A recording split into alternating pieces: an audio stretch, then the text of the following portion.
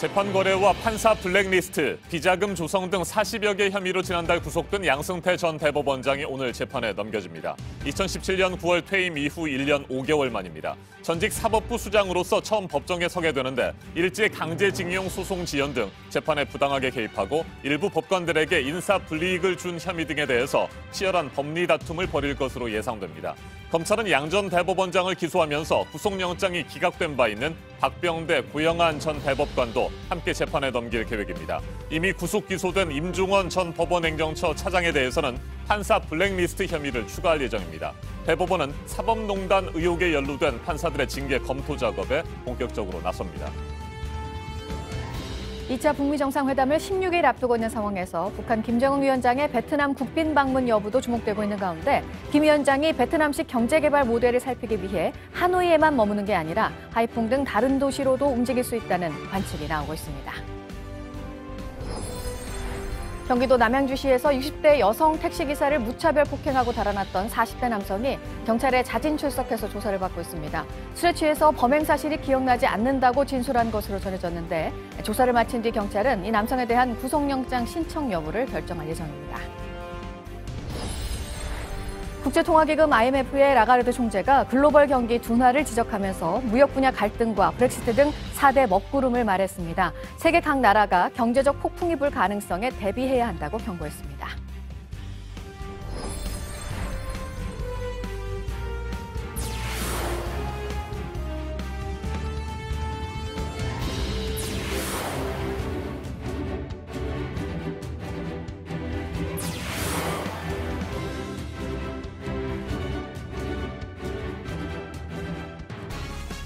사법농단 의혹과 관련된 40여 개의 혐의로 지난달 24일 구속됐죠. 양승태 전 대법원장이 오늘 재판에 넘겨집니다. 2017년 9월 퇴임 이후 1년 5개월 만에 재판 거래와 판사 블랙리스트, 비자금 조성 등의 피고인으로 법정에 서게 됩니다. 네, 구속기간이 끝나는 날을 하루 앞두고 양승태 전 대법원장을 재판에 넘기는 검찰은 이로써 지난 8개월 동안의 사법농단 수사를 마무리할 예정입니다.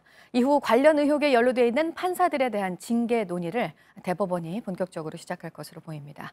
2월 11일 월요일 아침엔 강버들 기자가 보도합니다. 지난해 6월 사법농단 의혹 수사에 착수한 검찰은 줄곧 윗선을 겨냥했습니다. 하지만 법원은 전직 고위법관이나 법원행정처에 대한 압수수색 영장을 번번이 기각했습니다. 검찰은 일선 판사들을 불러 진술과 물증을 확보하는 식으로 수사를 다져왔습니다. 강제징용 손해배상 소송 등 재판 개입과 판사 블랙리스트 의혹의 책임자로 지목된 양승태 전 대법원장은 혐의를 부인했습니다. 편견이나 선입견 없는 공정한 시각에서 이 사건이 설명되기를 바랄 뿐입니다. 그러나 법원이 범죄 혐의가 소명되고 증거인멸의 우려가 있다며 영장을 발부해 결국 지난달 24일 구속됐습니다. 검찰은 구속기간 만료 전날인 오늘 양 전 대법원장을 재판에 넘깁니다. 양 전 대법원장은 구속 이후 4차례 조사를 받았는데 여전히 혐의를 부인하는 것으로 전해졌습니다.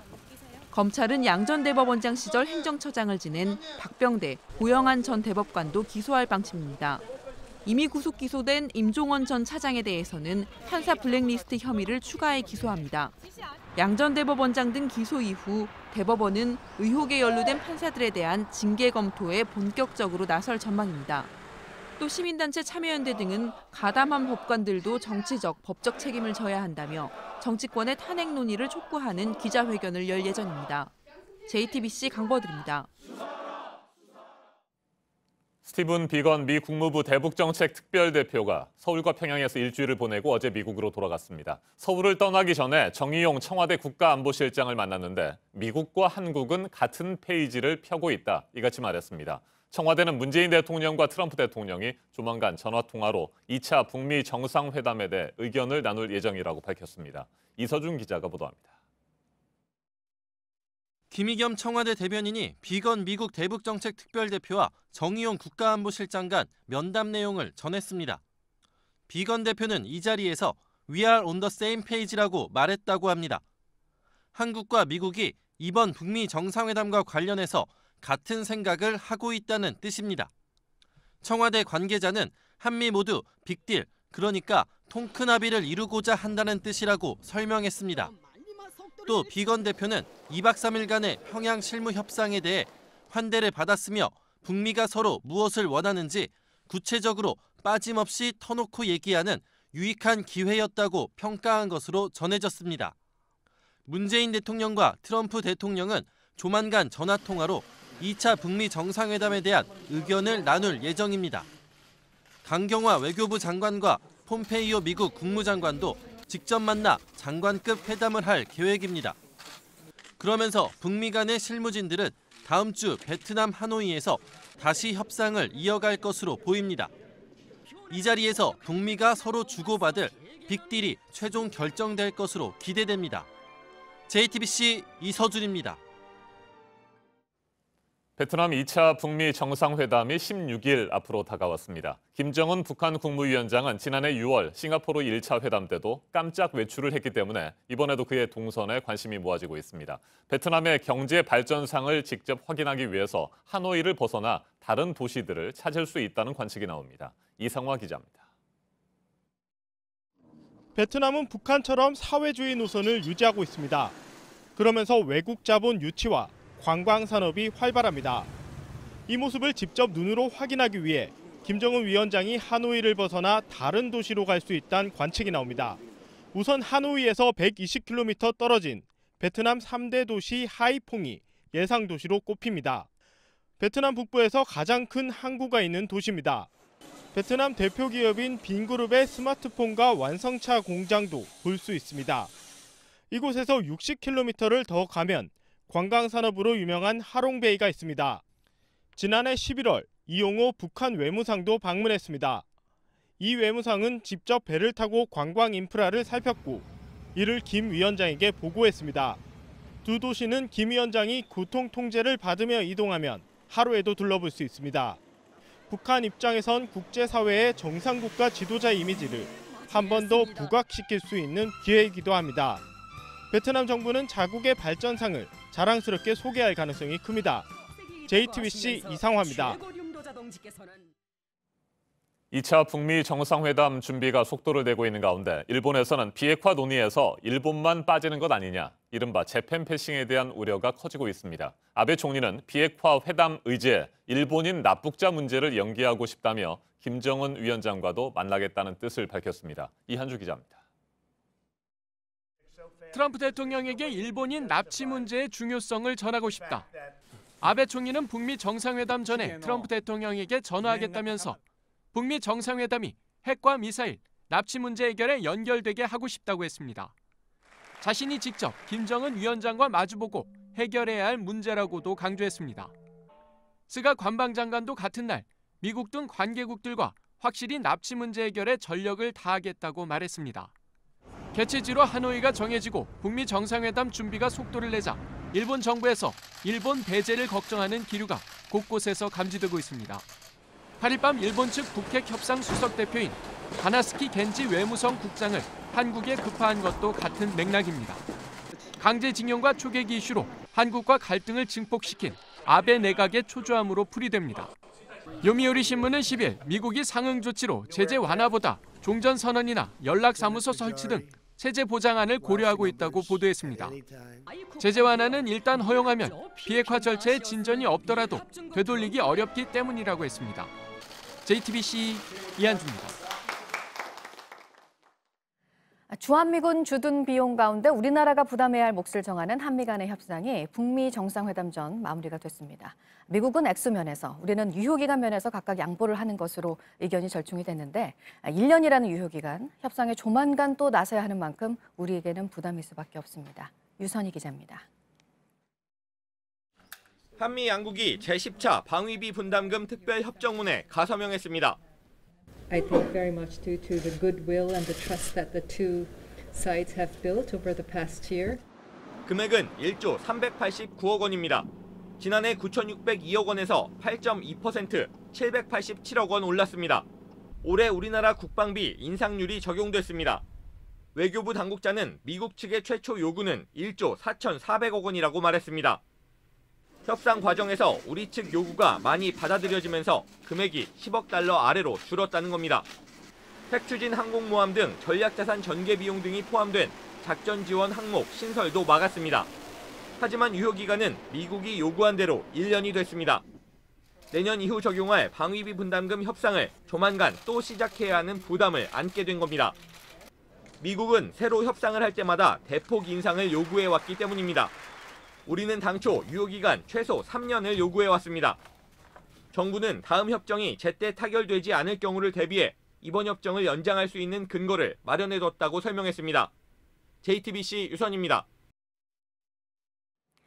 국제통화기금 IMF의 라가르드 총재가 경제 성장이 예상보다 더 느리다면서 이렇게 만들고 있는 이른바 4가지 먹구름을 말했습니다. 무역 분야의 갈등, 브렉시트, 중국 경제 둔화, 또 금융 긴축인데요. 구름이 너무 많으면 한 번의 번개로도 폭풍이 시작될 수 있다고 경고했습니다. 안태훈 기자입니다. 우리는 예상했던 것보다 더 느리게 성장하고 있는 경제를 직접 보고 있다. 크리스틴 라가르드 국제통화기금 IMF 총재가 현지 시간 10일 아랍에미리트 두바이에서 열린 세계 정부 정상회의에서 한 말입니다. 그러면서 글로벌 경제 성장을 가로막는 4대 먹구름을 언급했습니다. 자금 공급이 부족한 상태인 금융 긴축, 각국의 보호무역주의, 여기에 브렉시트와 관련한 불확실성과 중국 경제의 성장 둔화입니다. 라가르드 총재는 이렇게 먹구름이 많으면 단 한 번의 번개만으로도 경제적 폭풍이 시작될 수 있다고 지적했습니다. 미국과 중국 간 무역 전쟁에 대해서는 어떻게 전개될지 모르겠다면서도 무역과 경제 심리 등 이미 시장에 영향을 미치기 시작했다고 말했습니다. 라가르드 총재는 또 정부와 기업, 가계의 과도한 부채 증가에 따른 위험성도 경고했습니다. IMF는 앞서 지난달 스위스 다보스 포럼에서 발표한 글로벌 경제 전망을 통해 올해 세계 경제 성장률을 기존 3.7%에서 3.5%로 낮췄습니다. 내년도 성장 전망치도 3.7%에서 3.6%로 내렸습니다. JTBC 안태훈입니다. 이슬람 극단주의 무장단체 IS가 점령하고 있는 마지막 거점에 대해서 공격이 시작됐고 곧 전투가 마무리가 될 것이라고 미국의 지원을 받고 있는 시리아군이 밝혔습니다. 하지만 이 IS와의 전쟁이 정말 끝이 날지 필리핀 등에서는 아직도 IS의 영향력이 여전한 것으로 전해집니다. 조민중 기자입니다. 시리아 민주군은 지난 9일 시리아 동부 바구스를 공격했습니다. 그러면서 이 공격을 순위파 무장 조직 IS와의 마지막 전투라고 선언했습니다. 이곳은 IS의 최후 점령지로 IS 전투원 600명이 남아있는 것으로 전해졌습니다. 바구즈에선 지난해 말 시리아 민주군의 공세로 IS 조직원 3천여 명이 탈출했다고 시리아 인권 관측소는 밝혔습니다. 지난 6일 트럼프 대통령도 IS 격퇴 국제동맹군 회의에서 일주 내로 IS 점령지를 완전히 없앨 수 있을 것이라고 전망하기도 했습니다. 하지만 일부 지역에선 아직도 IS와의 전투가 한창인 것으로 알려졌습니다. IS 추종 반군 세력의 활동 무대로 알려진 필리핀 홀로섬의 한 성당에선 2차례 폭탄 테러가 발생해 23명이 숨졌습니다. 사고는 정부군이 반군 훈련소를 급습한 지 이틀 만에 일어났습니다.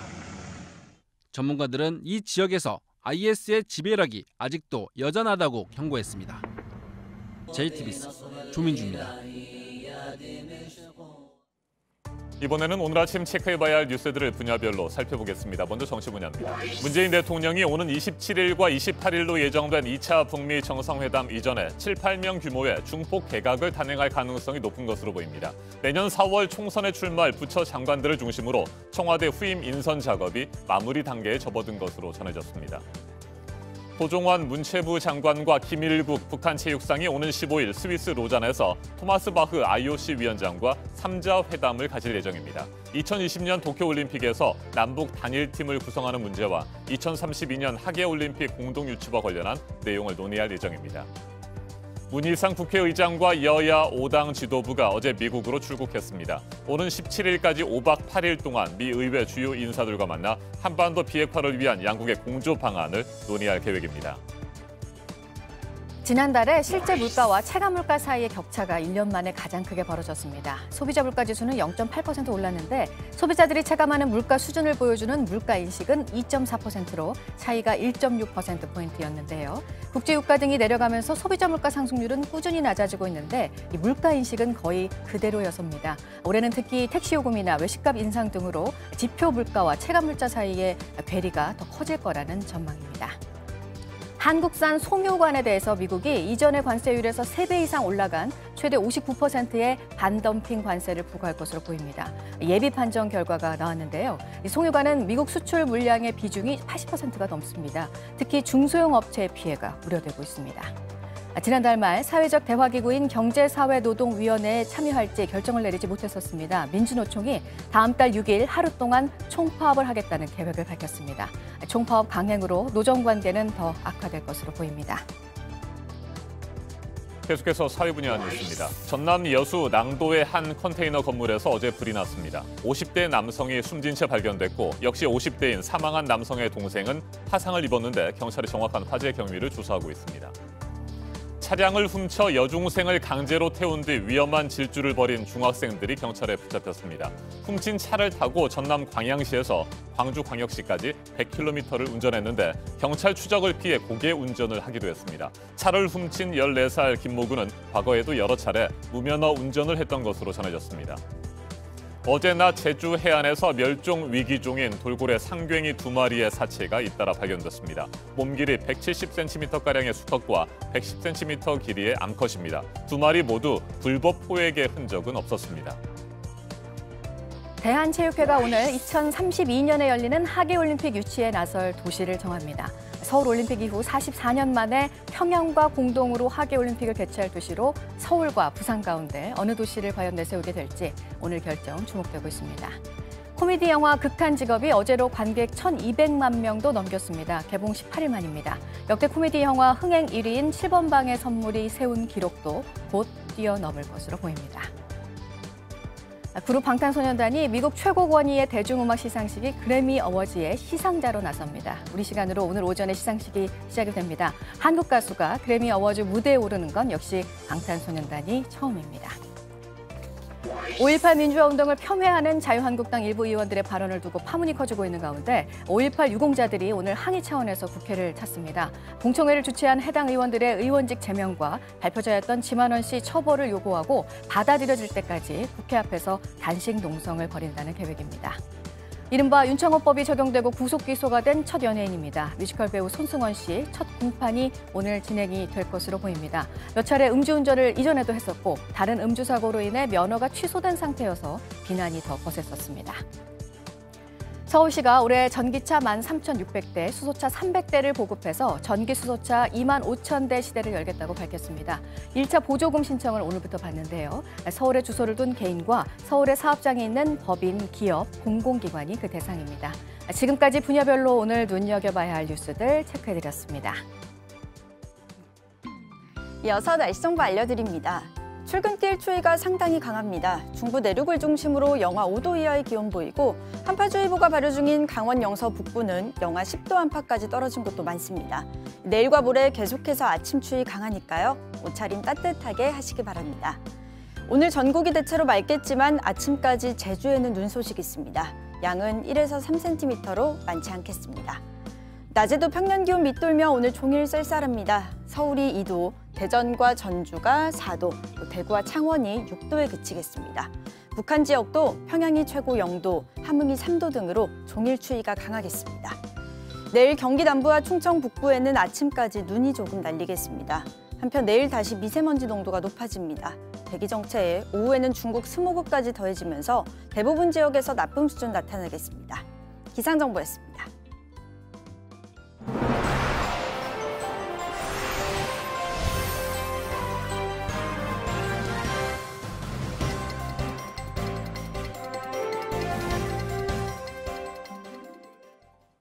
경기도 남양주시에서 술에 취한 승객이 60대 여성 택시기사를 폭행하고 달아난 사건, 어제 뉴스룸에서 전해드렸는데요. 40대 남성 김모 씨가 어젯밤 경찰에 자수했습니다. 김 씨는 때린 것은 인정하지만 술에 취해 기억이 나지 않는다고 진술했습니다. 사건 사고 소식 서효정 기자입니다. 승객이 여성 택시 기사에게 주먹을 휘두릅니다.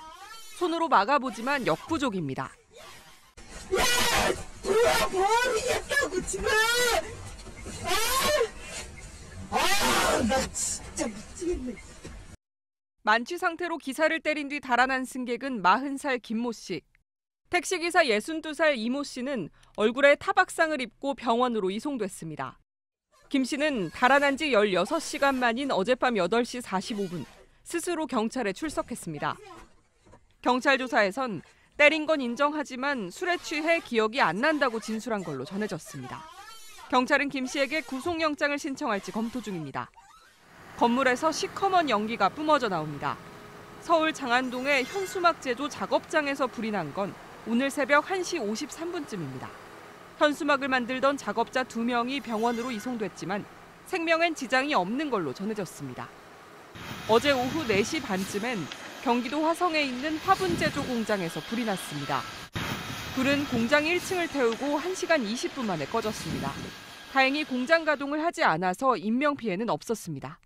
JTBC 서효정입니다. 어제 경북 포항 앞바다에서 규모 4.1의 지진이 발생했습니다. 먼 바다에서 발생해 다행히 별다른 피해는 없는 걸로 파악되고 있지만 2년 전 큰 지진을 겪은 포항 시민들은 불안감을 감추지 못하고 있습니다. 배승주 기자입니다. 어제 낮 12시 53분쯤 경북 포항시 북구에서 동북동쪽으로 50km 해상, 깊이 21km 지점에서 규모 4.1 지진이 발생했습니다. 오후 2시 12분쯤에는 2.5의 여진도 이어졌습니다. 지난해 2월 11일 포항에서 4.6 지진 이후 국내에서 4.0 이상은 1년 만입니다. 제 남편이 자고 있다가 벌떡 일어나서 지진 났는데 왜 이렇게 가만히 있냐고 놀래갖고 나왔습니다. 울산과 부산, 경남은 물론 강원에서도 흔들림이 감지됐습니다. 점심시간이라서 식사하는데 창문 쪽에서랑 그 식기류가 좀 흔들리는 소리가 나서 다행히 별다른 피해는 없었습니다. 진앙에서 62km 떨어진 경주 월성 원자력 발전소를 비롯해 다른 원전도 정상 가동 중입니다. 하지만 2017년 11월 15일 규모 5.4 지진을 겪은 포항 시민들은 불안감을 감추지 못하고 있습니다. 올해 발생한 지진 10건 중 경북 지역에서만 6건이 발생했습니다. 다시 그런 큰 지진이 올까 봐 걱정이 되고 솔직히 불안한 지금 마음은. 기상청은 이번 지진이 2년 전 포항 지진과 연관이 없다면서도 추가적인 조사와 분석은 필요하다고 밝혔습니다. JTBC 배승주입니다. 다음 달 새학기를 앞두고 자녀들이 학교 폭력 사건에 휘말리진 않을까 걱정하는 학부모들 많으실 텐데요. 최근 들어 학교폭력위원회로부터 받은 징계 처분에 반발해 가해 학생 측이 행정심판을 내고 또 이기는 사례가 늘고 있습니다. 학교 폭력 사건이 벌어졌다는 것 자체가 부담스러운 학교 측이 소극적으로 대응하기 때문이란 지적입니다. 하혜빈 기자입니다. 2년 전 서울의 한 초등학교 운동장 주변에서 한 어린이가 다른 아이를 밀칩니다. 넘어진 아이는 얼굴에 큰 흉터가 생겼습니다. 학교는 학교폭력위원회를 열어 가해 학생에게 특수교육 9시간 처분 등을 내렸지만 가해 학생 측은 학교를 상대로 소송을 내 이겼습니다. 이처럼 가해 학생 측이 학폭위 결정에 불복해 행정심판을 내는 경우가 최근 5년간 3배 가까이 늘었습니다. 특히 행정소송으로 학폭위 결정이 뒤집히는 경우도 3배가량 증가했습니다.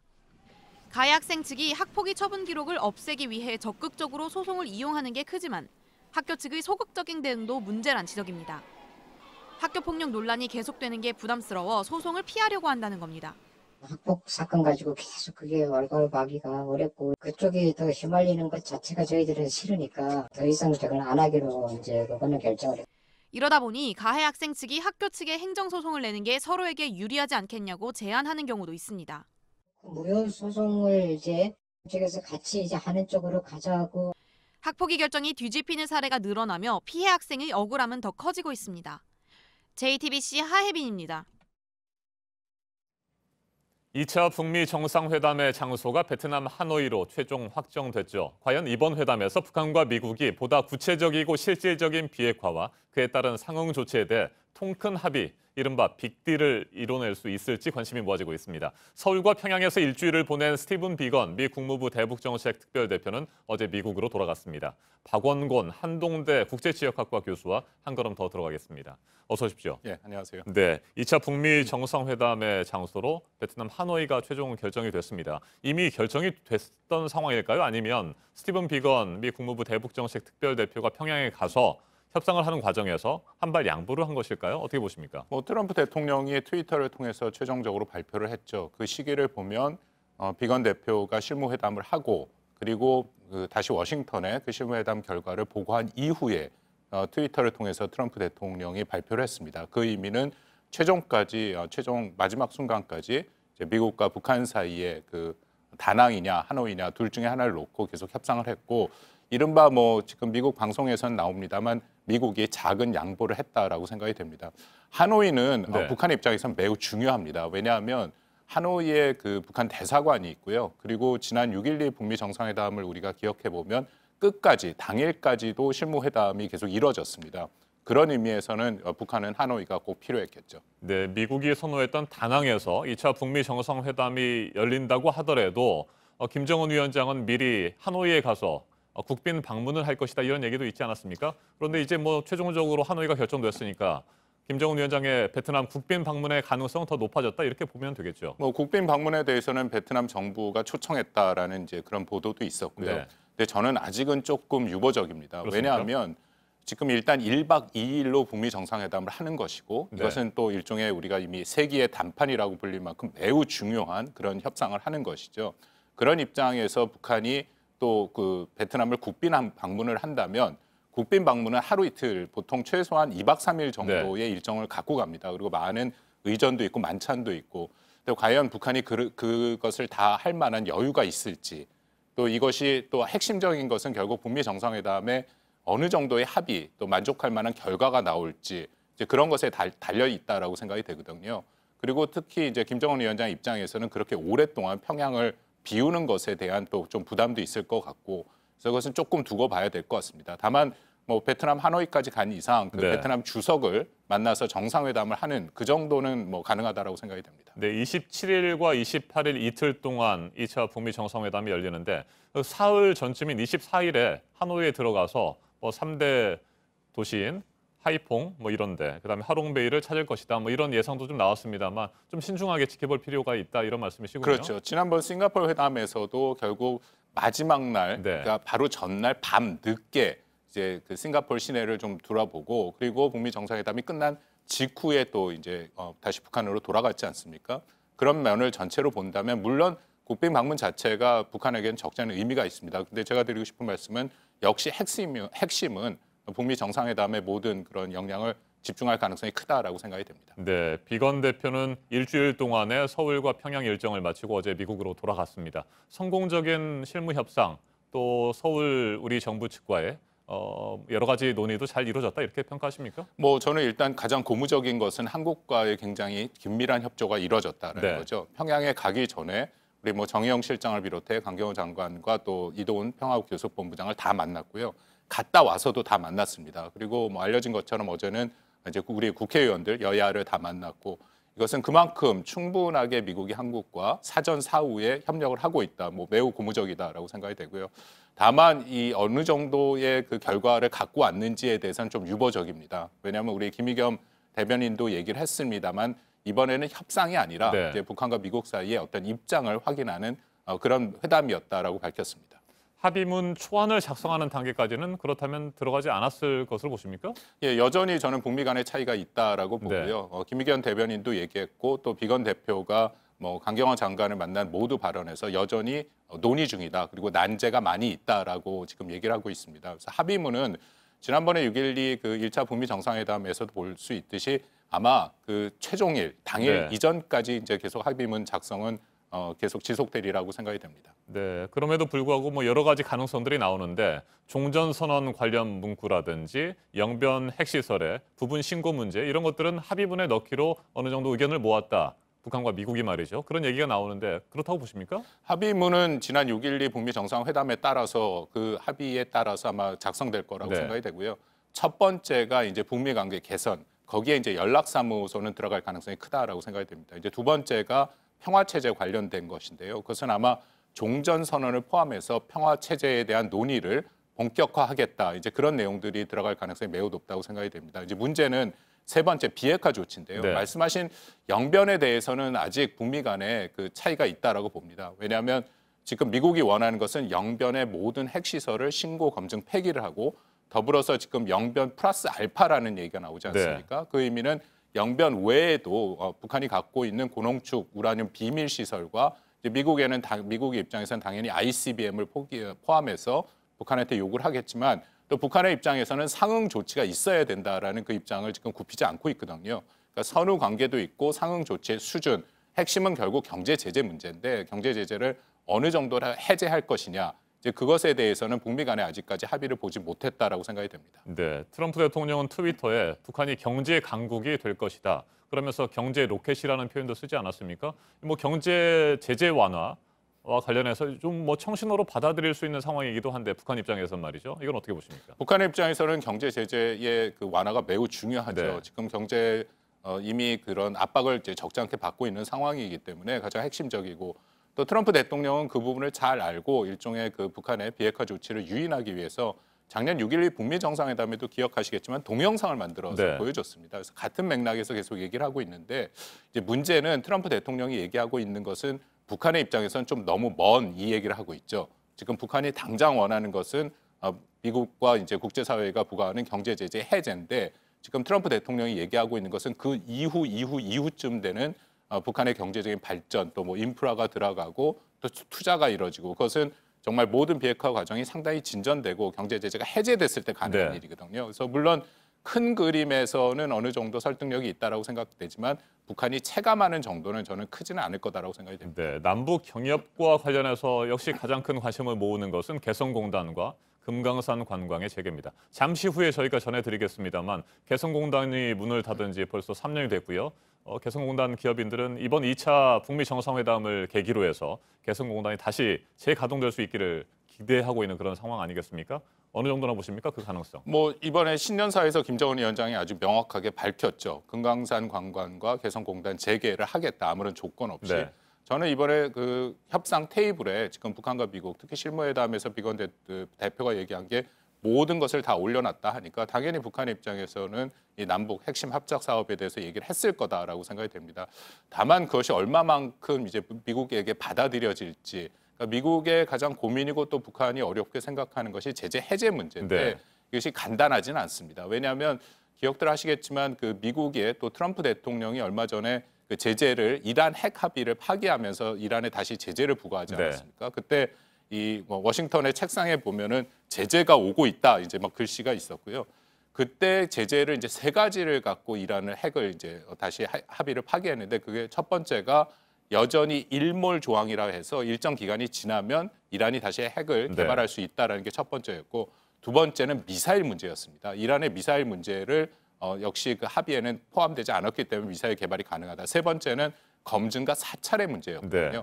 제가 이 말씀을 드리는 게 결국 이것은 북한에도 고스란히 이게 대비가 대입될 수 있다라는 거죠. 미국의 입장에서는 지금 이란과 북한의 핵을 둘 다 같이 가야 되기 때문에 그래서 다시 말씀드린다만 그 정도 수준 지금 말씀드린 한 세 가지 수준의 북한의 아주 전향적인 조치가 있지 않는 한 트럼프 행정부 입장에서는 제재 완화가 지금 쉽지 않은 상황입니다. 네, 말씀하신 대로 제재 완화나 제재 해제는 쉽지 않은 상황인데 그동안에 뭐 쭉 제기됐던 여러 가지 가능성들 중에 하나는 말이죠.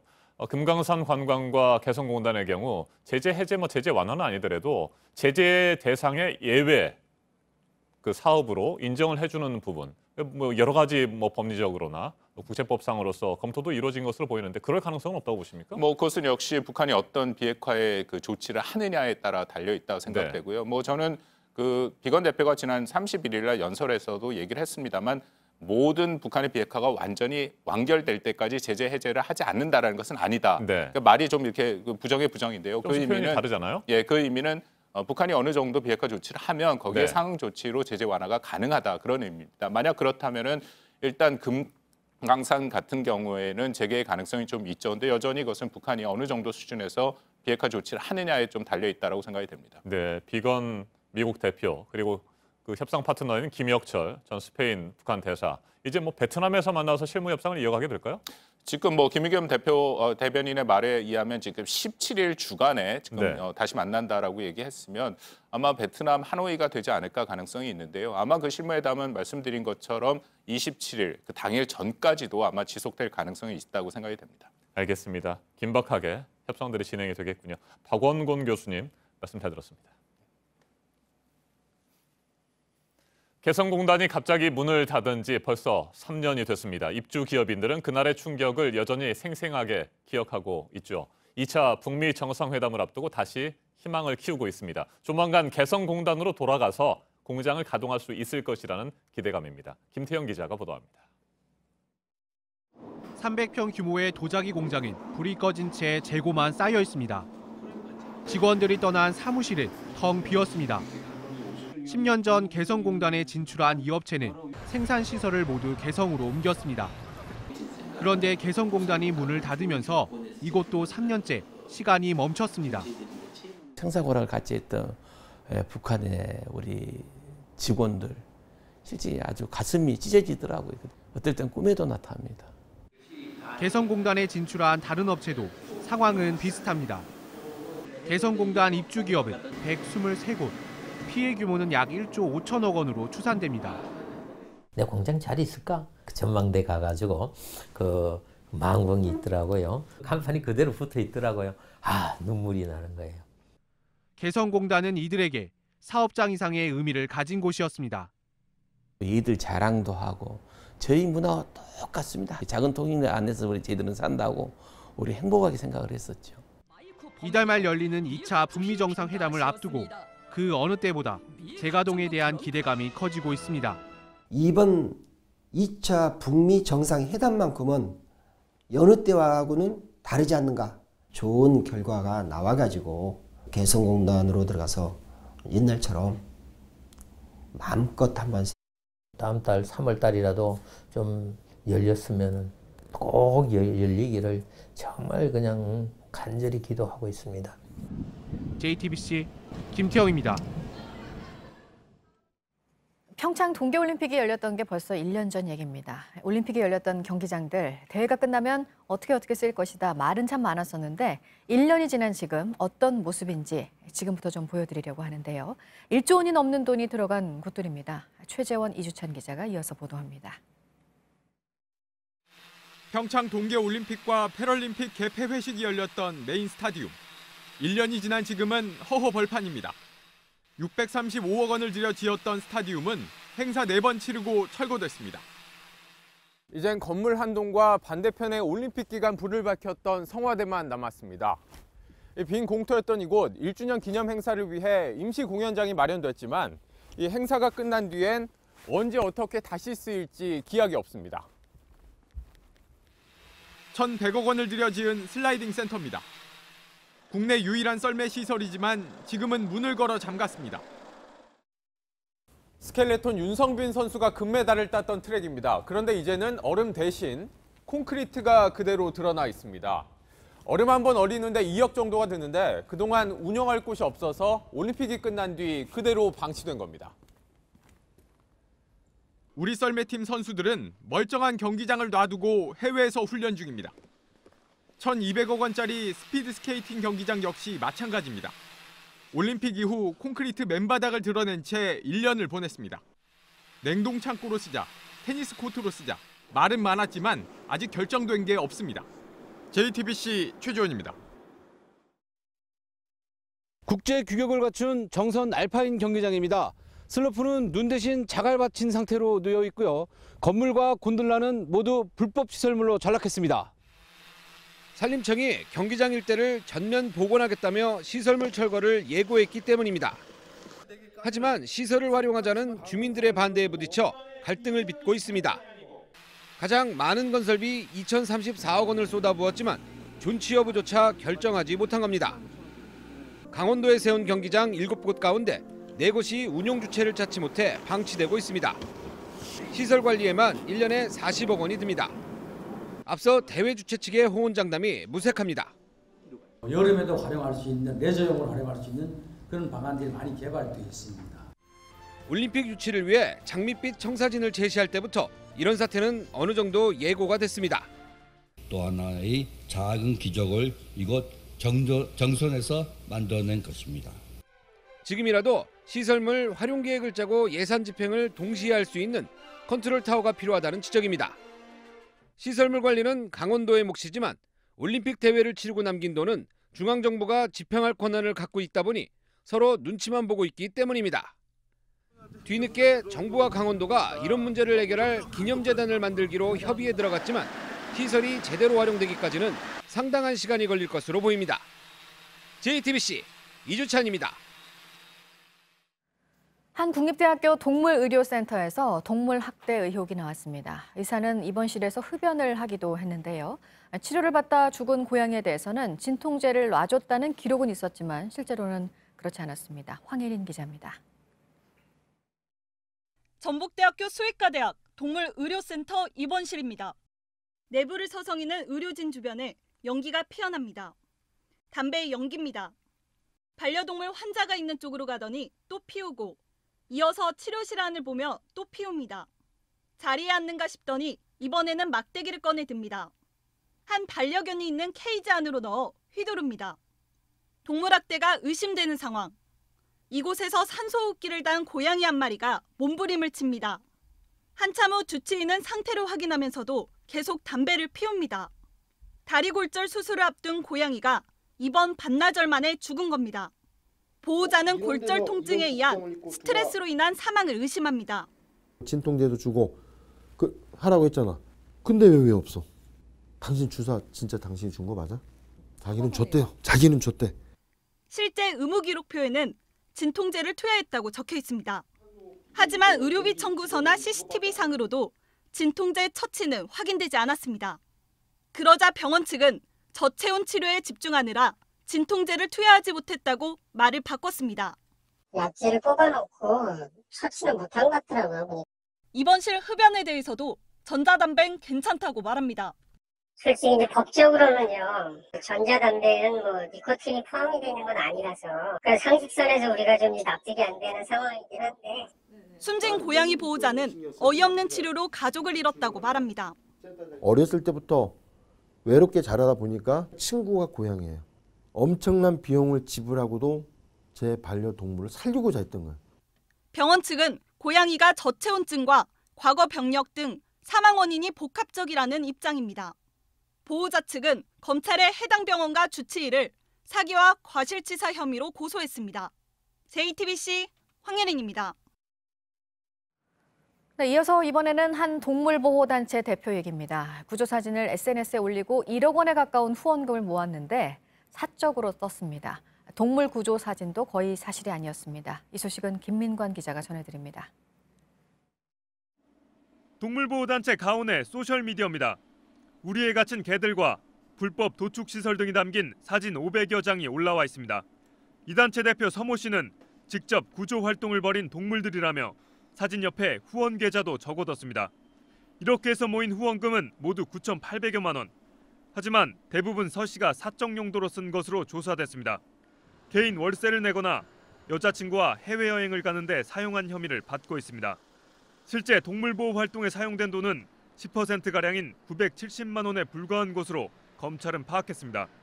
또한 소셜미디어에 올라온 사진 대부분은 다른 동물보호단체의 활동 사진인 것으로 조사됐습니다. 검찰은 서 씨가 동물구조 활동에도 직접 참여한 적은 거의 없다고 설명했습니다. 불구속 기소된 서 씨는 후원금을 월급 명목으로 가져간 것뿐이라며 혐의를 부인하고 있습니다. JTBC 김민관입니다.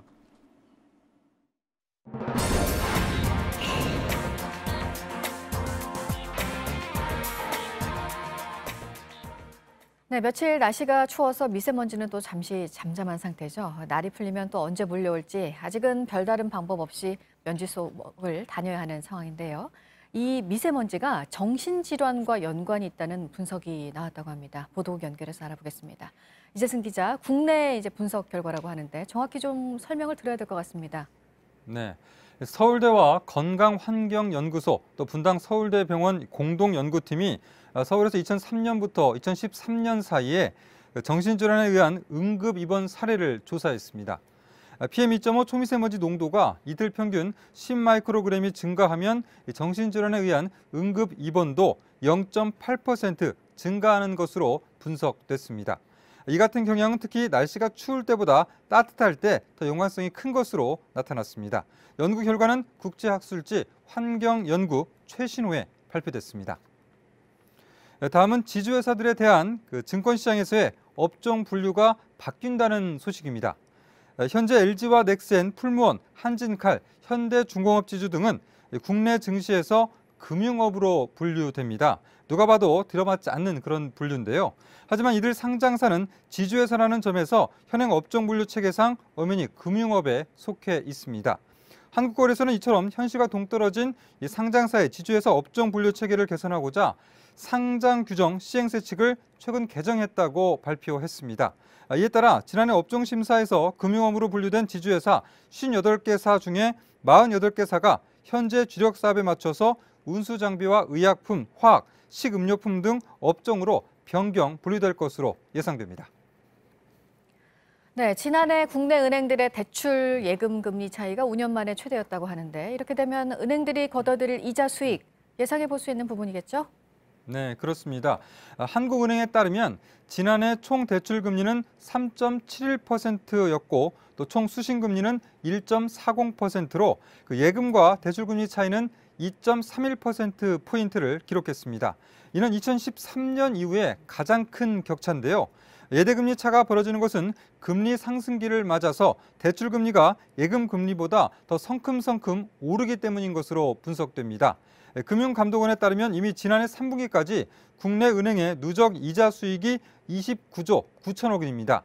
이런 추세가 4분기까지 이어지면 지난 한 해 이자 수익이 40조 원에 달할 것으로 보입니다. 지금까지 아침엔 지금 JTBC 이재승입니다. 월요일 날씨 키워드 알려드립니다. 오늘은 아침 강추위, 제주 눈, 그리고 낮에도 쌀쌀인데요. 아침 추위가 계속 강합니다. 강원 영서 북부에는 한파주의보가 발효 중이고 그 밖의 지역도 영하 5도 아래로 떨어진 곳이 많습니다.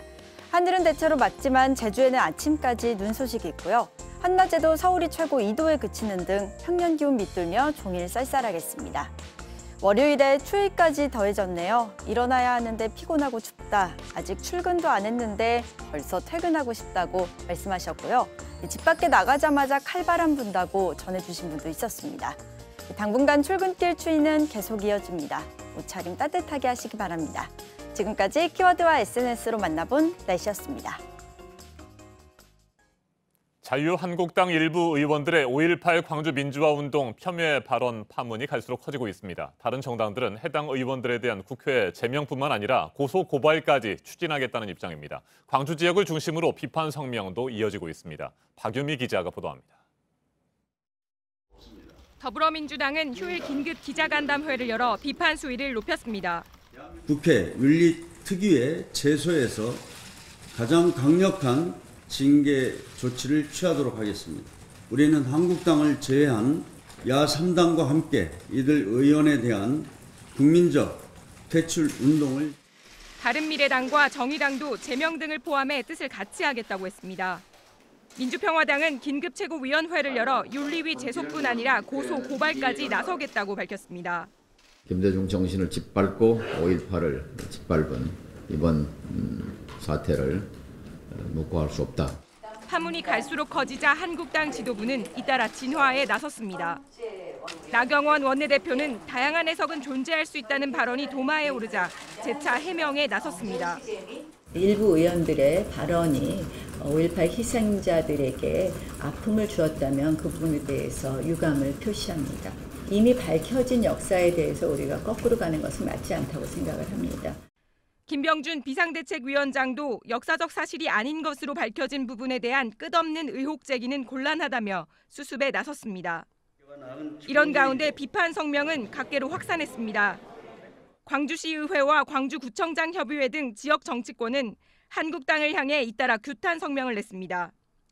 미주 지역 5.18 광주 민중항쟁 동지회도 소셜미디어에 성명을 올리고 당장 사죄하라고 촉구했습니다. JTBC 박유미입니다. 5.18 광주 민주화운동 폄훼 발언을 둘러싸고 여야가 공방을 벌이고 있습니다. 자유한국당 일부 의원들이 다시 제기한 북한군 개입설과 5.18 민주화운동 왜곡 시도는 광주 시민들은 물론이고 많은 국민들의 공분을 사고 있습니다. 이런 가운데 자유한국당은 당대표 선거에 출마한 후보들 가운데 6명이 전당대회 연기를 요구하면서 지도부와 맞서고 있습니다. 정치권 이슈들 김홍국 경기대 겸임 교수와 좀 더 자세하게 짚어보겠습니다. 안녕하십니까? 네, 안녕하십니까? 네. 자유한국당의 5.18 공청회 파문이 갈수록 커지고 있습니다. 3명의 의원들이 공동 주최를 하거나 공청회에 참석해서 발언을 했습니다. 김진태 의원, 이종명 의원, 김순례 의원. 이들의 공청회 주최 그리고 관련 발언들 어떻게 보십니까? 충격적이죠. 왜냐하면 8일 열렸던 이 자리에서 나왔던 얘기들은 광주 민주화 운동을 시민들의 폭동이라든가 북한군의 게릴라전에 동원이 됐었고 네.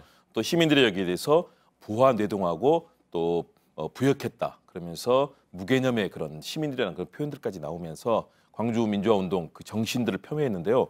결국은 우리 역사, 근현대사의 역사에 중요한 민주주의와 또 정의의 역사를 왜곡한 거고요. 또 진실, 그동안 많은 규명이 되지 않았습니까? 북한군 개입설은 근거가 없다라는 그런 이미 그런 결정들이 네. 법으로도 또 여러 가지 국방부 조사를 통해서 나와 있는데 이 부분을 다 부정한 채 계속해서 이런 유언비어성 소문들을 계속 국회라는 중요한 장에서 이제 만들어낸 겁니다. 이것 때문에 역시 가져야 될 정치적 책임을 가진 국회의원들, 헌법기관 아니겠습니까? 이런 상황을 도리어 왜곡하고 만들어냈다는 그런 평가를 받고 있기 때문에 굉장히 중요한 사건으로 의미를 부여할 수 있겠습니다. 네, 말씀하신 대로 북한군 개입설의 경우에는 이미 대법원에서 근거가 없는 것으로 사실이 아닌 것으로 결론이 났음에도 불구하고 계속해서 제기를 하고 있습니다. 그렇게 확실하게 믿고 있는 걸까요? 아니면 믿고 싶은 걸까요? 두 가지가 다 있을 겁니다. 첫 번째는 그렇게 믿고 있는, 왜냐하면 지금의 자유한국당이 결국은 과거에 그 당시에 전두환 신군부에서 만들었던 민주정의당의 사실은 그 후예로 밟아왔지 않습니까? 그 당시에 관련됐던 이런 가치와 철학들이 계속 이제 녹아있는 그런 부분들이 있습니다. 물론 그렇지 않고 합리적인 가치를 가진 분들도 있지만은 그런 부분들이 있는 부분이 있고요. 또 하나는 이런 상황을 지금의 최근의 상황들은 결국은 박근혜 정부의 국정농단에 뒤의해서 새롭게 뭔가 개혁이 되고 민주주의 가치를 회복하는 국면 아니겠습니까? 이 국면에 대해서 과거의 그런 가치들로 특히 극우 인사들과 보수 인사들을 결합시켜서 보수가 다시 한번 정권을 만들어내겠다는 그런 의지가 있는 거고요. 그렇기 때문에 전체 판을 그런 흐름으로 간다. 그렇기 때문에 쿠데타를 일으켰던 전두환 씨를 민주주의의 아버지라고 얘기하더라도 지금 자유한국당 거기에 대해서 전혀 반응도 내놓고 있지 않지 않습니까? 네. 그런 흐름들도 마찬가지고요. 최근에 이런 이 소리가 나오는 그런 걸 본다면 흔히 말하는 혐오성 발언, 헤이트 스피치입니다. 국가와 국민의 이런 가치를 부정하고 분열시켰던 과거 나치의 그런 흐름들과 유사한 그런 연상을 주거든요. 다시 말해서 국민들에게 끊임없이 이런 불안감을 주면서 새로운 가치를 만들어가려는 그런 모습들인데 역시 책임을 져야 되겠죠. 그런 발언을 했던 3명의 의원들. 헌법기관으로서 자격이 없다고 봐야죠. 그렇다면 현재 진행되고 있는 여러 가지 의원직 제명이라든가 윤리 제소 사실은 이런 분들이 어떻게 국회의원을 할 자격이 있겠습니까? 네. 그리고 이런 의원들의 원내 활동을 방치한 나경원 원내대표도 책임을 져야죠. 원내대표직 사퇴한다든가 아마 이런 요구들이 빗발칠 것으로 보입니다. 네. 이종명 의원의 경우 5.18 폭동이 5.18 민주화운동으로 변질됐다. 이런 막말을 했고요. 김순례 의원, 종북 좌파들이 판을 치면서 5.18 유공자라는 괴물 집단을 만들어냈다. 어떻게 이런 발언을 할 수 있을까? 정말 도저히 이해할 수 없는 부분입니다. 아주 기본적인 역사 인식만 있다고 하더라도 그리고 자신의 가족이나 친인척, 지인들이 계엄군에 의해서 무참히 살해되거나 또 중상을 입고 아니면 지금까지 실종된 상태로 있는다고 한다면 절대 할 수 없는 그런 생각과 발언들을 한 것으로 보이는데 자유한국당의 대응, 앞서도 잠깐 말씀하셨습니다만 초기 대응에도 문제가 있지 않습니까? 그렇죠. 이 상황에 대해서 많은 국민들의 분노가 빗발쳤고요. 당사자인 5.18 가족들뿐만 아니라 많은 이 정부 기관들 또 여러 단체들에서 계속해서 항의 성명을 내지 않았습니까? 네. 이에 대해서 특히 다른 정당들에서도 이런 비판이 많이 쏟아지자 나경원 원내대표는 만일의 경우 이것이 정말 그런 상황이 됐고 또 거기에 대해서 그런 생각을 가졌다면 유감이다라는 그런 얘기를 했는데요. 사실은 유감이 아니라 정말로 무릎 꿇고 사죄해야 될 일 아니겠습니까? 그렇죠. 이런 초기의 반응들 굉장히 쉽게 생각하고 특히 이제 그동안 있었던 여러 가지 이런 극우 인사들이 당에서 함께하는 모습들 5.18 특위위원을 추천하는 과정에서도 얼마나 논란이 있었습니까? 과거에 그런 것 지만원 씨를 초기에는 추천하려고 했다가 5.18 정신을 폄훼했던 분들 특히 당사자로서 당시 진압군에 섰던 분들을 이제 위원으로 추천하는 그런 과정들에서 보여줬던 모습은 자유한국당이 정말로 역사 인식에 있어서 심각한 문제가 있다고 볼 수밖에 없는 거고요. 이런 부분에 있어서 진솔하게 국민들의 목소리를 들어야 될 텐데 이런 부분 결국은 바른미래당의 하태경 의원이 그런 얘기를 하지 않았습니까? 네. 아니 나치의 만행도 그럼 역사의 다양한 해석이 가능하다는 얘기냐? 마찬가지죠. 5.18 신군부에 당시 우리 시민들을 우리 군이 정말로 총칼로 진압하고 또 많은 시민들을 살상했던 그런 역사적 이 증거와 진실들 이에 대한 우리 국민들의 법적인 평가는 다 나와 있지 않습니까? 그렇다면 이 부분에 있어서는 자유한국당이 정말로 심각하다. 최근에 여러 가지 논란들, 뭐 웰빙 단식 논란도 네. 있었고요.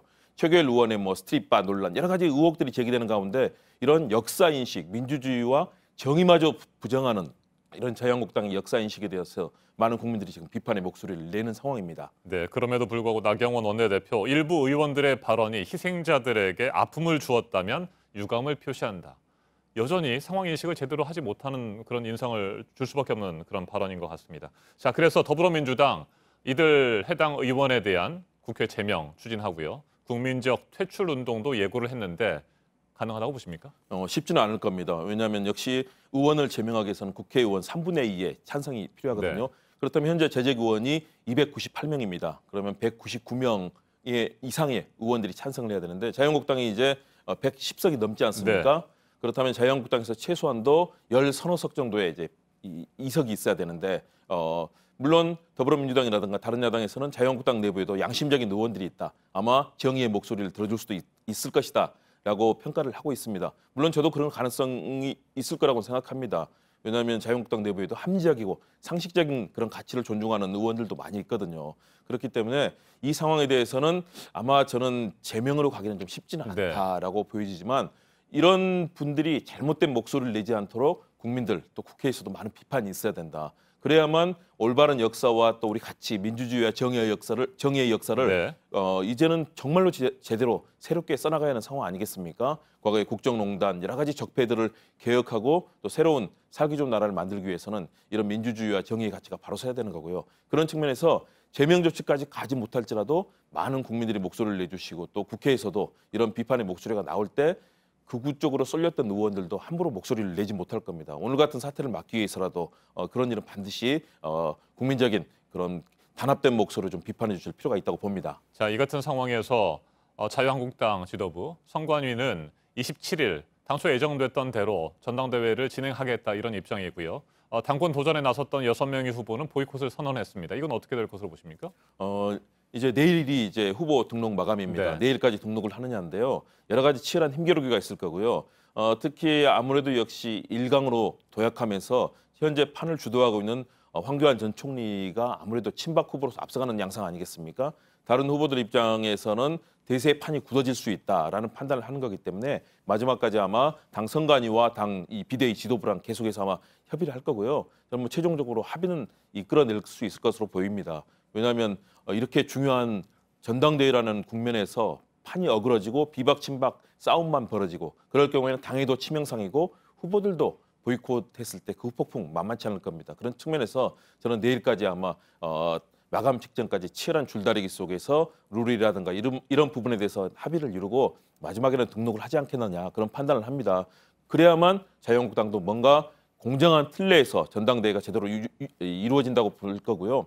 그렇지 않을 경우에는 사실은 또 파국으로 갈 수 2명의 전체 후보 중에서 2명만이 출마한다. 사실 웃기는 코미디가 되지 않겠습니까? 그런 측면에서 마지막에는 합의를 이끌어서 결국은 선거가 성사될 걸로 판단을 합니다. 네, 여야 공방 계속해서 이어지고 있고요. 또 자유한국당 전당대회 문제도 있고 지난달 1월에 이어서 2월 임시국회도 쉽지 않아 보입니다. 그러니까요. 지금 문희상 국회의장과 함께 주요 정당들의 대표와 바른미래당과 이런 정당의 원내대표들이 일부 합류하거든요. 그래서 미국에서 일정이 아마 17일 끝나는 걸로 제가 파악을 하고 있습니다.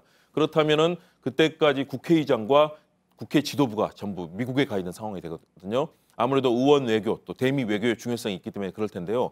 그렇게 될 경우는 1월 국회에서 정말 여러 가지 치열한 국정조사니 특검이니 그리고 여러 가지 민생 입법에 대한 여러 가지 논란에도 불구하고 결국 1월 국회가 사실은 제대로 이루어지지 못했고요. 2월에도 민생 입법의 통과는 좀 어려워 보입니다. 왜냐하면 17일 귀국하면 곧바로 또 자유한국당 전대 국면입니다.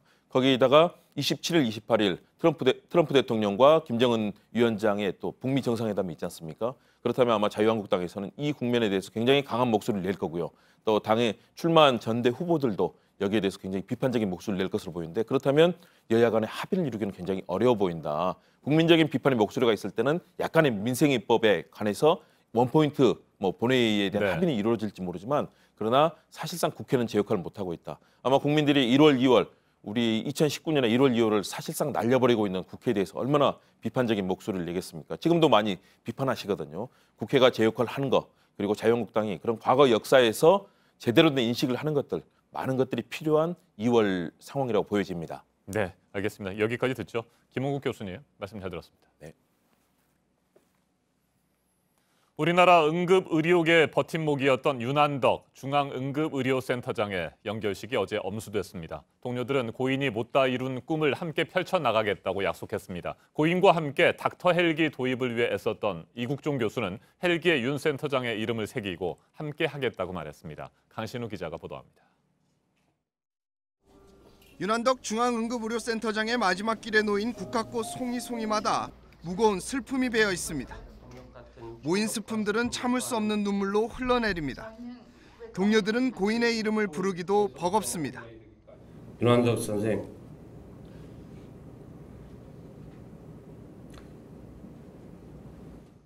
윤 센터장은 아들에겐 최고의 아버지로, 저와 동생은 아버지를 진심으로 사랑합니다. 늘 고민에 경청해 주셨고 우리 세대의 고민을 친구처럼 나눌 수 있었던 최고의 아버지였습니다. 의사 동료들에겐 진정한 지도자로 기억됐습니다. 우리나라 응급의료 서비스의 도입기에서부터 오늘에 이르기까지 선진 응급의료 체계 구축에 선도적인 역할을 수행했던 진정한 리더였습니다. 이국종 교수도 고인의 꿈을 계속 펼쳐나갈 것을 약속했습니다. 저희가 도입하는 응급의료 헬기 내에는 선생님의 비행복을 항상 준비할 것이며 선생님이 탑승 시 타기 전 혼동하시지 않도록 기체 표면에는 선생님의 조난과 함께 콜사인인 아틀라스를 크게 박아놓을 것입니다. 자신의 집무실과 병원을 둔 윤 센터장은 경기도 포천 장지에 안치됐습니다. JTBC 강신우입니다.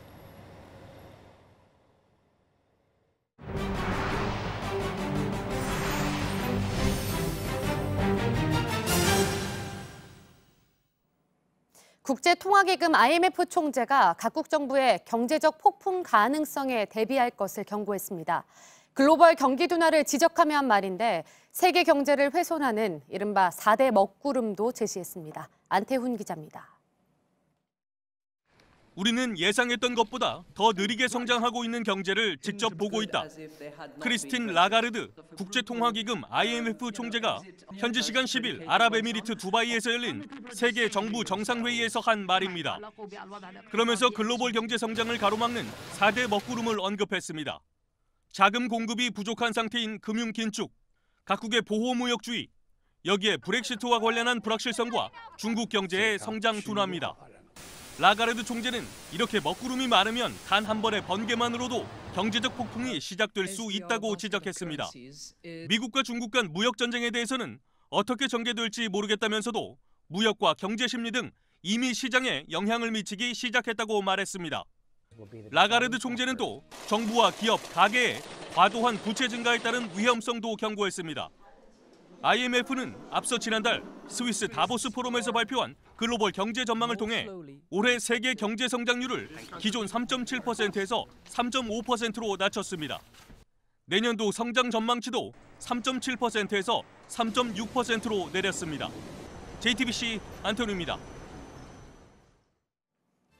눈폭풍 마야가 미국 북서부를 강타해 피해가 잇따르고 있습니다.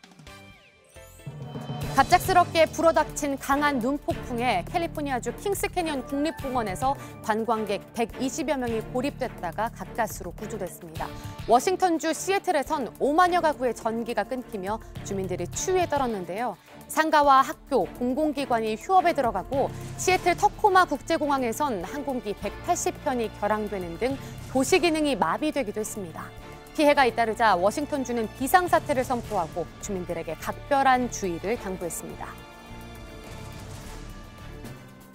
칠레 북부에서는 폭우에 홍수가 났습니다. 지금까지 6명이 숨지고 280여 명의 이재민이 발생했는데요. 1,800여 채의 집이 물에 잠기거나 부서졌습니다. 도로가 불어난 물에 잠기면서 고립된 주민들도 많은데요. 당국이 비상사태를 선포하고 구조 작업에 총력을 다하고 있습니다. 인도에서 무허가 밀주를 마시고 92명이 목숨을 잃었습니다.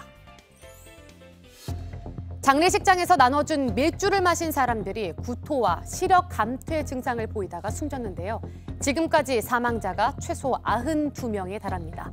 사람들이 마신 밀주에는 세척제에 사용되는 유독성 물질인 공업용 메탄올이 섞여 있던 것으로 추정되는데요. 경찰이 밀주업자 8명 등 관련자들을 체포해 조사를 진행하고 있습니다.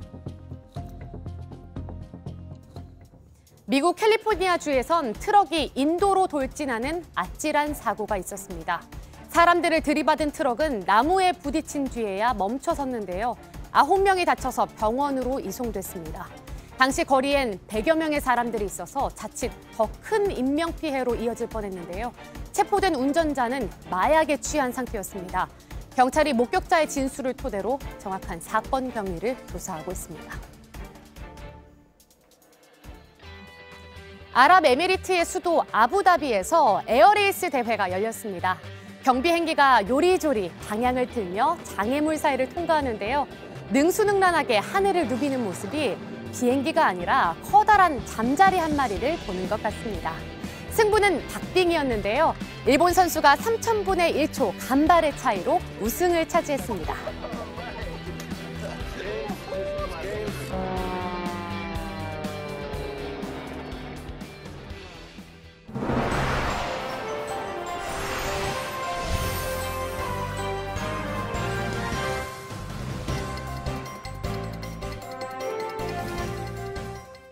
네, 월요일 아침 8시 5분 지나고 있습니다. 사법농단 의혹에 대한 검찰의 수사가 8개월 만에 마무리가 될 것으로 보입니다. 40여 개 혐의를 받고 있는 구속된 양승태 전 대법원장, 오늘 재판에 넘겨지는데요.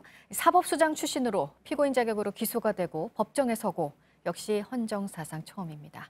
강버들 기자입니다. 지난해 6월 사법농단 의혹 수사에 착수한 검찰은 줄곧 윗선을 겨냥했습니다. 하지만 법원은 전직 고위법관이나 법원행정처에 대한 압수수색 영장을 번번이 기각했습니다. 검찰은 일선 판사들을 불러 진술과 물증을 확보하는 식으로 수사를 다져왔습니다. 강제징용 손해배상 소송 등 재판 개입과 판사 블랙리스트 의혹의 책임자로 지목된 양승태 전 대법원장은 혐의를 부인했습니다.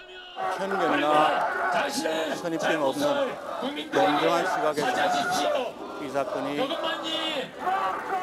소명되기를 바랄 뿐입니다.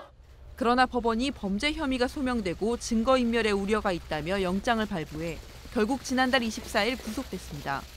검찰은 구속기간 만료 전날인 오늘 양 전 대법원장을 재판에 넘깁니다. 양 전 대법원장은 구속 이후 4차례 조사를 받았는데 여전히 혐의를 부인하는 것으로 전해졌습니다. 검찰은 양 전 대법원장 시절 행정처장을 지낸 박병대, 고영한 전 대법관도 기소할 방침입니다. 이미 구속 기소된 임종원 전 차장에 대해서는 판사 블랙리스트 혐의를 추가해 기소합니다. 양 전 대법원장 등 기소 이후 대법원은 의혹에 연루된 판사들에 대한 징계 검토에 본격적으로 나설 전망입니다. 또 시민단체 참여연대 등은 가담한 법관들도 정치적, 법적 책임을 져야 한다며 정치권의 탄핵 논의를 촉구하는 기자회견을 열 예정입니다. JTBC 강버들입니다. 주한미군 주둔 비용 가운데 올해 우리나라가 부담해야 할 몫은 1조 389억 원, 유효기간은 1년으로 정해졌습니다. 액수면에서는 미국이, 유효기간 면에서는 한국이 각각 양보를 한 것인데요. 유효기간 1년은 미국이 다음 협상에서 추가 인상을 고려한 것이라서 우리는 또 부담을 안고 이후 기간에 대한 협상에 나서야 합니다. 유선희 기자입니다. 한미 양국이 제10차 방위비 분담금 특별협정문에 가서명했습니다. I think very much due to the goodwill and the trust that the two sides have built over the past year. 금액은 1조 389억 원입니다. 지난해 9,602억 원에서 8.2% 787억 원 올랐습니다. 올해 우리나라 국방비 인상률이 적용됐습니다. 외교부 당국자는 미국 측의 최초 요구는 1조 4,400억 원이라고 말했습니다. 협상 과정에서 우리 측 요구가 많이 받아들여지면서 금액이 10억 달러 아래로 줄었다는 겁니다. 핵추진 항공모함 등 전략자산 전개 비용 등이 포함된 작전 지원 항목 신설도 막았습니다. 하지만 유효기간은 미국이 요구한 대로 1년이 됐습니다. 내년 이후 적용할 방위비 분담금 협상을 조만간 또 시작해야 하는 부담을 안게 된 겁니다. 미국은 새로 협상을 할 때마다 대폭 인상을 요구해왔기 때문입니다. 우리는 당초 유효기간 최소 3년을 요구해왔습니다. 정부는 다음 협정이 제때 타결되지 않을 경우를 대비해 이번 협정을 연장할 수 있는 근거를 마련해뒀다고 설명했습니다. JTBC 유선입니다. 경기도 남양주시에서 어제 새벽에 60대 여성 택시기사를 무차별적으로 폭행하고 달아났습니다. 이 40대 남성이 어젯밤에 결국 경찰에 자수를 했습니다. 술에 너무 취해서 범행 사실이 기억이 나지 않는다고 진술을 했습니다. 곧 경찰이 구속영장 신청 여부를 정할 예정입니다. 서효정 기자가 보도합니다. 승객이 여성 택시기사에게 주먹을 휘두릅니다. 손으로 막아보지만 역부족입니다. 뭐하겠다고 지금! 나 진짜 미치겠네. 만취 상태로 기사를 때린 뒤 달아난 승객은 40살 김모 씨. 택시기사 62살 이모 씨는 얼굴에 타박상을 입고 병원으로 이송됐습니다. 김 씨는 달아난 지 16시간 만인 어젯밤 8시 45분 스스로 경찰에 출석했습니다. 경찰 조사에선 때린 건 인정하지만 술에 취해 기억이 안 난다고 진술한 걸로 전해졌습니다. 경찰은 김 씨에게 구속영장을 신청할지 검토 중입니다. 건물에서 시커먼 연기가 뿜어져 나옵니다. 서울 장안동의 현수막 제조 작업장에서 불이 난 건 오늘 새벽 1시 53분쯤입니다. 현수막을 만들던 작업자 2명이 병원으로 이송됐지만 생명엔 지장이 없는 걸로 전해졌습니다. 어제 오후 4시 반쯤엔 경기도 화성에 있는 화분 제조 공장에서 불이 났습니다. 불은 공장 1층을 태우고 1시간 20분 만에 꺼졌습니다. 다행히 공장 가동을 하지 않아서 인명피해는 없었습니다. JTBC 서효정입니다. 도널드 트럼프 미국 대통령이 지난 6일 이슬람 극단주의 무장단체 IS가 점령 중인 지역을 이번 주 안에 완전히 없애겠다고 밝혔죠. 그리고 시리아 민주군은 지난 9일 IS의 최종 점령지 공격에 나서면서 앞으로 며칠 뒤면 전투가 종료될 것이라고 선언했습니다. 네, 하지만 이 말대로 IS와의 전쟁이 최종적으로 끝날지는 아직 모릅니다. 조민준 기자 보도 먼저 보시고 전문가와도 얘기해 보겠습니다. 시리아 민주군은 지난 9일 시리아 동부 바구스를 공격했습니다. 그러면서 이 공격을 순위파 무장조직 IS와의 마지막 전투라고 선언했습니다. 이곳은 IS의 최후 점령지로 IS 전투원 600여 명이 남아있는 것으로 전해졌습니다. 바구즈에선 지난해 말 시리아 민주군의 공세로 IS 조직원 3천여 명이 탈출했다고 시리아 인권 관측소는 밝혔습니다. 지난 6일 트럼프 대통령도 IS 격퇴 국제 동맹군 회의에서 일주 내로 IS 점령지를 완전히 없앨 수 있을 것이라고 전망하기도 했습니다. 하지만 일부 지역에선 아직도 IS와의 전투가 한창인 것으로 알려졌습니다. IS 추종 반군 세력의 활동 무대로 알려진 필리핀 홀로섬의 한 성당에선 2차례 폭탄 테러가 발생해 23명이 숨졌습니다. 사고는 정부군이 반군 훈련소를 급습한 지 이틀 만에 일어났습니다. 전문가들은 이 지역에서 IS의 지배력이 아직도 여전하다고 경고했습니다. JTBC 조민주입니다.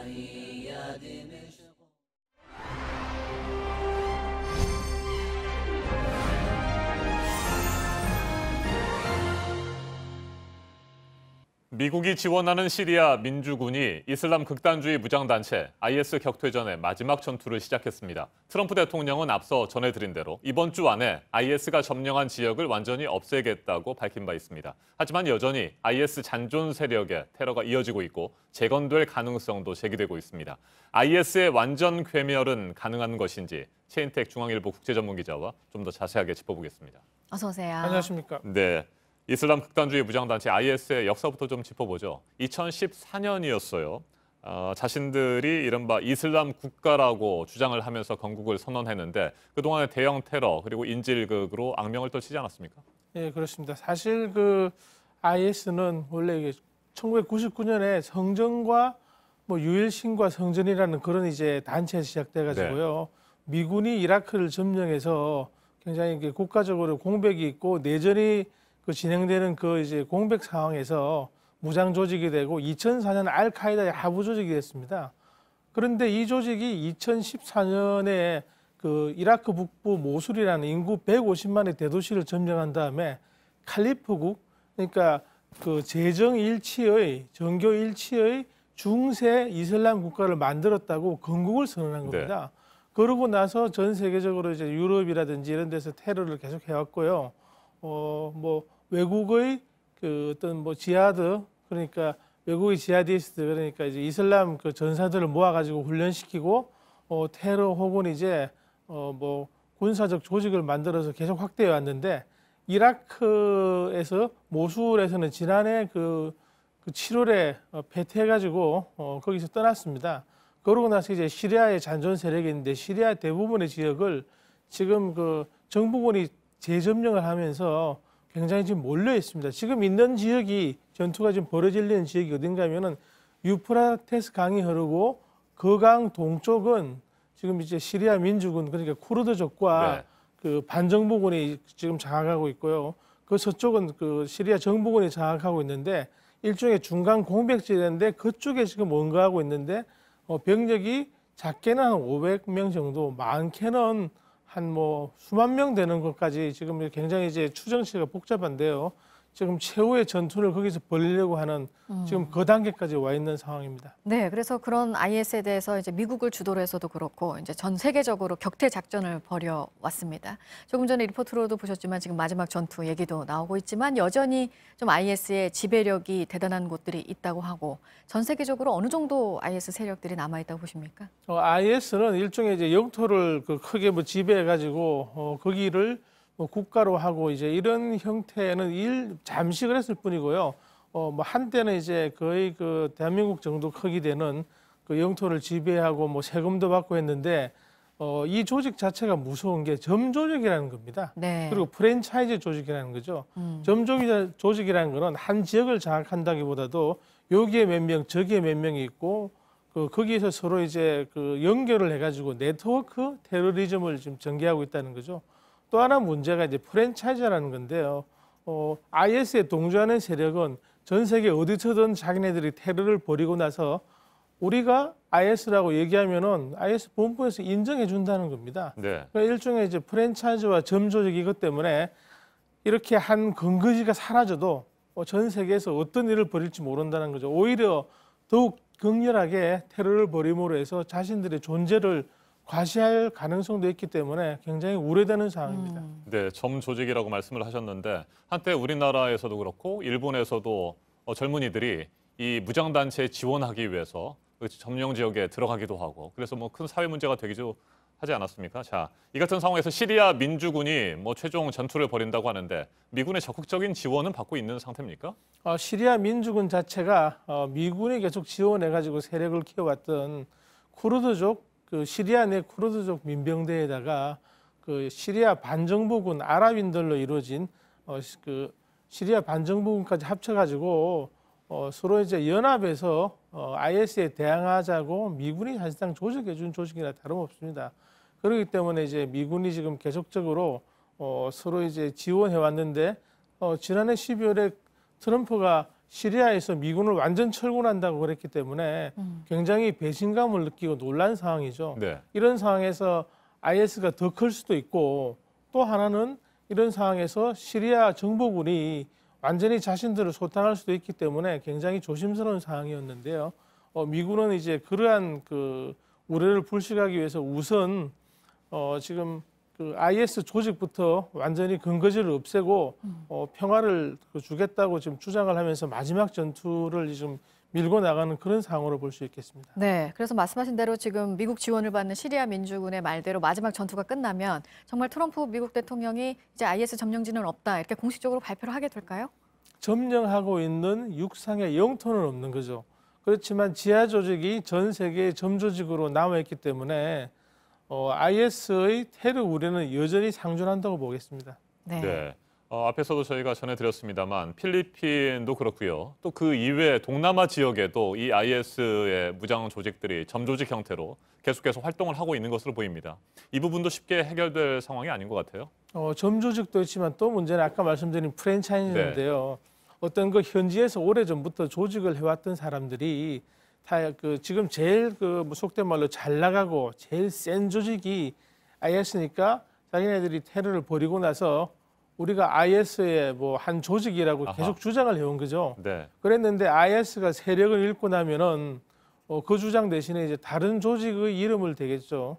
지금은 거의 사라진 알카에다도 그런 식으로 프랜차이즈를 해왔는데 IS도 이번에 이제 근거지를 잃고 나면은 어떤 변화가 있을지 모르죠. 그렇지만 테러의 가능성은 여전히 상존한다는 위험성이 있는 것입니다. 네, IS와의 전쟁이 정말 끝날 수 있을까 얘기를 계속하고 있는데 미군이 시리아에서 이걸 근거로 해서 철수를 하면 IS가 빠르게 재건될 것이다. 이런 우려도 지금 나오고 있는 상황이잖아요.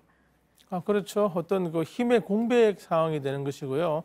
힘의 균형이 무너지는 게 되는데 지금 더 큰 문제는 IS가 크는 거는 미국이라든지 서방의 우려고 쿠르드족과 시리아 반정부군 민주화를 2011년에 이제 아랍의 봄 때 민주화를 주장했던 그 조직은 지금 이제 시리아 정부군의 반격을 더 우려합니다. 굉장히 지금 이중 삼중의 내란이 시리아에서 계속되고 있기 때문에 단순하게 IS만 없어진다고 평화가 온다. 굉장히 그런 이제 기대는 좀 섣부른 게 아닌가 짐작해 볼 수 있겠습니다. 알겠습니다. 최인택 중앙일보 국제전문기자였습니다. 잘 들었습니다. 서울 지역 아파트 전셋값이 15주 연속 떨어진 것으로 나타났습니다. 전세금을 돌려주지 못하는 이른바 깡통 전세와 전셋집보다 세입자 구하기가 더 어려운 역전세난에 대한 우려가 나오고 있습니다. 네, 전세 가격이 급락한 곳을 중심으로 금융당국이 지금 그 실태를 들여다보고 있습니다. 전다빈 기자입니다. 서울 송파구의 한 아파트 단지입니다. 전용 면적 84제곱미터인 이 집의 평균 전셋값은 2년 새 700만 원 내려갔습니다. 강남구에 있는 한 아파트 단지도 마찬가지입니다. 2017년 1월에 비해 올해 1월 평균 전셋값이 2,500만 원 내렸습니다. 입주 물량이 늘어나면서 전셋값 내림세가 이어지고 있는 것으로 풀이됩니다. 강남 지역에선 서초가 가장 하락률이 높았고 도봉, 노원 등 강북에서도 2년 전보다 전셋값이 내려가고 있습니다. 이렇다 보니 전셋집보다 세입자 구하기가 더 어려운 역전세난이 본격화하는 것 아니냐는 우려가 고개를 들고 있습니다. 일부 수도권과 지방에선 아예 전세금을 돌려주지 못하는 깡통 전세에 대한 걱정도 커지고 있습니다. 경기 남부권과 경남 거제 등지에선 집값과 전세가가 동시 하락하고 있어 보증금을 못 돌려주는 경우가 나타나는 겁니다. 국지적인 수급 불일치 등으로 전세가가 하락하고 임대인이 보증금을 제때 반환하지 못할 수도 있는 위험에 대비해야 할 것입니다. 금융당국은 이런 실태를 파악하기 위해 꾸준히 모니터링을 하고 있다고 밝혔습니다. JTBC 전다빈입니다. 낚시꾼 스윙, 피셔맨, 미국 프로골프 페블비치 프로암 대회에선 1위에 오른 선수보다 최호성이 더 많은 관심을 받았습니다. 낚시꾼 최호성은 최종 라운드엔 오르지 못했지만 유쾌한 웃음을 주며 팬심을 낚았습니다. 이도성 기자입니다. 몸을 비틀며 낚싯대를 던지는 듯한 독특한 자세. 올해 46살 최호성은 이 뒷모습 하나로 미국 프로골프에 데뷔했습니다. 온몸으로 실수를 아쉬워하고 골프채를 내던지는 모습으로 대회 내내 눈길을 끌었습니다. 3라운드까지 9오버파 224타 공동 138위에 머무르며 최종 라운드 진출엔 실패했지만 끝까지 미소를 잃지 않았습니다. 26살에 처음 골프채를 잡은 최호성은 주로 한국과 일본에서 활동했습니다. 지난해 11월 일본에서 낚시꾼 스윙으로 우승컵을 드자 팬들은 물론 프로 선수들까지 앞다퉈 최호성을 연호했고 결국 초청 선수 자격으로 PGA 투어 무대를 밟았습니다. 웃음과 즐거움을 준 낚시꾼 스윙, 최호성에겐 살아남기 위한 선택이었습니다. 고등학생 때 손가락 마디를 잃어 골프채를 제대로 줄 수 없는 최호성은 비거리를 늘리기 위해서 자신만의 자세를 완성했습니다. 높았던 PGA의 벽, 그래도 인간적인 매력으로 팬들을 사로잡은 최호성. 좋은 추억을 만들었다는 소감을 남기고 유쾌한 도전을 마무리했습니다. JTBC 이도성입니다. 잉글랜드 프리미어리그 토트넘의 손흥민 선수가 3경기 연속 골을 기록했습니다. 손흥민은 현지 시간 10일 영국 런던에서 열린 레스터시티와의 경기에서 2대1로 앞선 후반 추가 시간에 쐐기골을 넣었습니다.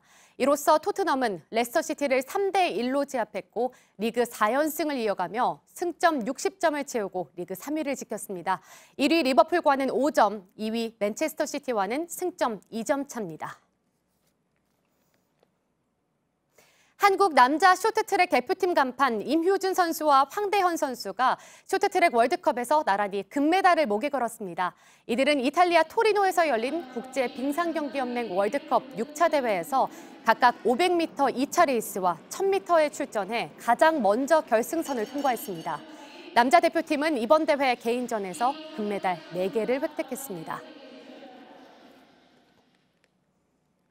국제빙상경기연맹 쇼트트랙 6차 월드컵에 참가한 심석희 선수가 우리 시간 어젯밤 열린 여자 1000m 준준결승 경기를 기권했습니다. 전날 있었던 여자 1500m 대회에서도 결승에 진출하지 못한 심석희는 감기 증세 때문에 경기에 불참한 것으로 알려졌습니다.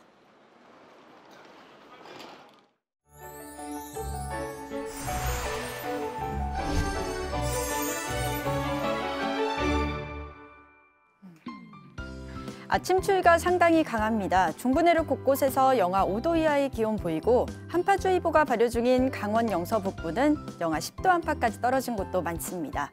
내일과 모레 계속해서 아침 추위 강하니까요. 옷차림 따뜻하게 하시기 바랍니다. 오늘 전국이 맑겠지만 아침까지 제주에는 눈 소식이 있습니다. 양은 최고 3cm로 많진 않겠습니다. 낮에도 평년 기온 밑돌며 종일 쌀쌀합니다. 서울이 2도, 전주와 광주가 4도 예상되고 대구도 6도에 그치겠습니다. 북한도 평양이 최고 0도, 함흥이 3도 등으로 종일 추위가 강하겠습니다. 내일 경기 남부와 충청 북부에는 아침까지 눈이 조금 날리겠습니다. 한편 내일 다시 미세먼지 농도가 높아집니다. 대기 정체에 오후에는 중국 스모그까지 더해지면서 대부분 지역에서 나쁨 수준 나타나겠습니다. 기상정보였습니다. 아침엔 뉴스워치, 오늘 하루 관심을 가지고 지켜봐야 할, 기억해야 할 뉴스 끝으로 정리해드립니다. 재판 거래와 판사 블랙리스트, 비자금 조성 등 40여 개 혐의로 지난달 구속된 양승태 전 대법원장이 오늘 재판에 넘겨집니다. 2017년 9월 퇴임 이후 1년 5개월 만입니다. 검찰은 양 전 대법원장을 기소하면서 구속영장이 기각된 바 있는 박병대, 고영한 전 대법관도 함께 재판에 넘길 계획입니다. 이미 구속 기소된 임종원 전 법원행정처 차장에 대해서는 판사 블랙리스트 혐의를 추가할 예정입니다. 2차 북미 정상회담을 위해 베트남 하노이를 찾을 북한 김정은 위원장이 베트남의 경제 발전상을 확인하기 위해서 하이퐁과 하롱베이 등 다른 도시까지 갈 수 있다는 관측이 나오고 있습니다. 북미 간의 실무 협상은 다음 주에 재개가 되는데 장소는 하노이가 될 것으로 보입니다. 대한체육회가 오늘 오후 2시 대의원 총회를 열고 2032년 제35회 하계올림픽 유치에 나설 도시를 결정합니다. 서울과 부산이 도전장을 냈는데 선정된 도시는 1988년 서울올림픽 이후 처음으로 평양과 공동으로 하계올림픽 유치에 나서게 됩니다. 5.18 민주화운동 폄훼 발언이 나와 파문이 일고 있는 공청회를 주최한 자유한국당 일부 의원들에 대해 제명을 요구하면서 5.18 유공자들이 오늘 국회를 방문합니다. 요구가 받아들여질 때까지 국회 주변에서 농성을 벌인다는 계획입니다. 오늘 전해드릴 소식은 여기까지입니다.